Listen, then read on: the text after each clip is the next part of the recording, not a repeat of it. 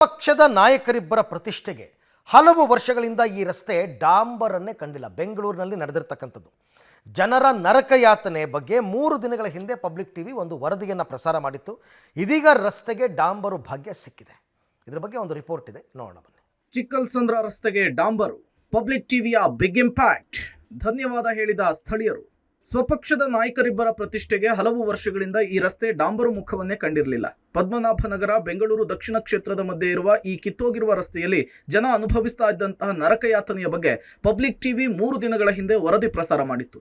ಬಳಿಕ ಎಚ್ಚೆತ್ತ ಪಾಲಿಕೆ ಚಿಕ್ಕಲ್ಸಂದ್ರ ರಸ್ತೆಗೆ ಡಾಂಬರೀಕರಣ ಮಾಡಲಿಕ್ಕೆ ಮುಂದಾಗಿದೆ.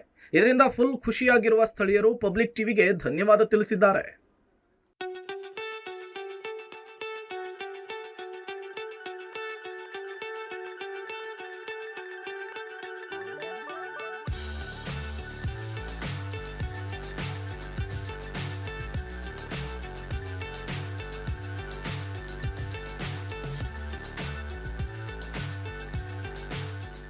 ಎರಡೇ ದಿವಸಕ್ಕೆ ಅವರು ಆ್ಯಕ್ಷನ್ ತಗೊಂಡಿದ್ದಾರೆ.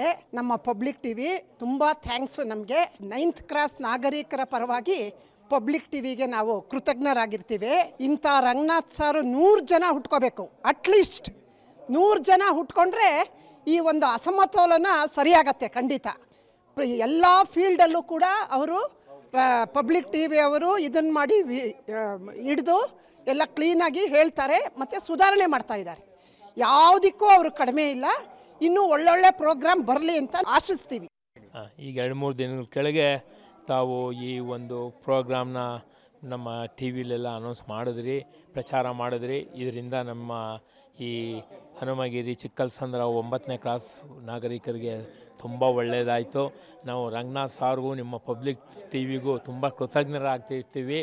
ಮತ್ತು ಪಾಲಿಕೆಯವರು ಇಷ್ಟು ಬೇಗ ಎತ್ಕೊಂಡು ತಮ್ಮ ಕರೆಗೆ ಹೋಗಿ ಕೊಟ್ಟು ನಮಗೆ ಬೇಗ ಈ ಥರ ಟಾರ್ ಹಾಕಿಸ್ಕೊಡ್ತಾ ಇದ್ದೀರಾ.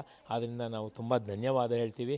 ಇದೇ ರೀತಿ ಸಹ ನೀವಿನ್ನು ಯಾವುದೇ ಇದಾಗಿರಲಿ ಪ್ರೋಗ್ರಾಮ್ಗಳು ಮಾಡ್ತಿದ್ರೆ ಪಾಲಿಕೆಯವರಾಗಲಿ ನಮ್ಮ ಸರ್ಕಾರದವರಾಗಲಿ ಎಚ್ಚೆತ್ಕೊಂಡು ಕೆಲಸ ಕಾರ್ಯಗಳು ನಡೆಯುತ್ತೆ. ಈ ಥರ ನಡೀತಾ ಇರಬೇಕು. ರಂಗನಾಥ್ ಸಾರ್ಗೂ ಅಷ್ಟೇ ತುಂಬ ಧನ್ಯವಾದಗಳನ್ನ ಹೇಳ್ತೀವಿ ನಾವು.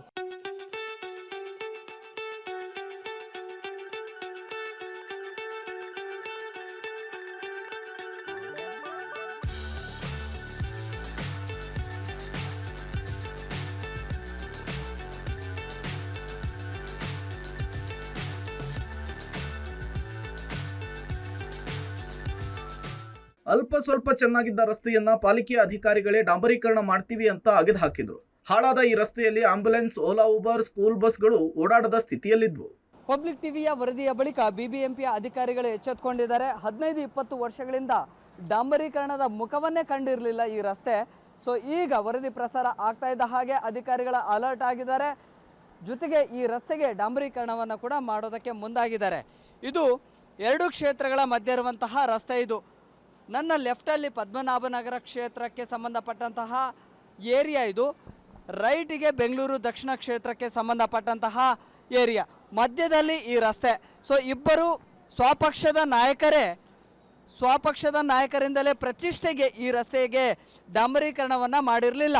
ವರದಿ ಪ್ರಸಾರ ಆಗ್ತಾ ಇದ್ದ ಹಾಗೆ ಇದೀಗ ಬಿಬಿಎಂಪಿಯ ಅಧಿಕಾರಿಗಳಿಗೆ ಒಂದಿಷ್ಟು ಅಂದರೆ 2 ಕ್ಷೇತ್ರದ ಶಾಸಕರ ಕಚೇರಿಗಳಿಂದ ಕೂಡ ಡಾಂಬರೀಕರಣವನ್ನು ಮಾಡೋದಕ್ಕೆ ಸೂಚನೆಯನ್ನು ಕೊಟ್ಟಿದ್ದರು. ಈಗ ಡಾಂಬರೀಕರಣ ಮಾಡುವಂತಹ ಪ್ರಕ್ರಿಯೆ ಈಗ ಬಿರುಸಾಗಿ ನಡೀತಾ ಇದೆ. ವರದಿ ಪ್ರಸಾರ ಆಗ್ತಾ ಇದ್ದ ಹಾಗೆ ಅಧಿಕಾರಿಗಳು ಎಚ್ಚೆತ್ತುಕೊಂಡು ರಸ್ತೆಗೆ ಟಾರನ್ನು ಹಾಕಿದರೆ ಇದರಿಂದ ನಮಗೆ ತುಂಬಾ ಅನುಕೂಲ ಆಗಿದೆ ಅಂತ ಹೇಳಿ ಸ್ಥಳೀಯರು ಕೂಡ ಖುಷಿಯನ್ನು ವ್ಯಕ್ತಪಡಿಸ್ತಾ ಇದ್ದಾರೆ. ಸೊ ಸದ್ಯ ಈಗ ಡಾಂಬರೀಕರಣ ಮಾಡುವಂತಹ ಎಲ್ಲ ಪ್ರಕ್ರಿಯೆಗಳನ್ನು ಕೆಲಸವನ್ನು ಕೂಡ ಶುರು ಮಾಡಿಕೊಂಡಿದ್ದಾರೆ. ಜಲ್ಲಿಕಲ್ಲಿನ ರಸ್ತೆಯ ಧೂಳಿನಿಂದ ಏರಿಯಾದ ಜನರಿಗೆ ಆರೋಗ್ಯ ಸಮಸ್ಯೆಗಳು ಕಾಣಿಸಿಕೊಂಡಿದ್ವು. ಪಬ್ಲಿಕ್ ಟಿವಿಯ ಈ ಮಾನವೀಯ ವರದಿಗೆ ಇದೀಗ ಇಂಪ್ಯಾಕ್ಟ್ ಆಗಿದ್ದು ಏರಿಯಾದ ಜನರ ಸಮಸ್ಯೆಗೆ ಪರಿಹಾರ ಸಿಕ್ಕಿದೆ. Prakash D Rampur, public TV, Bengaluru.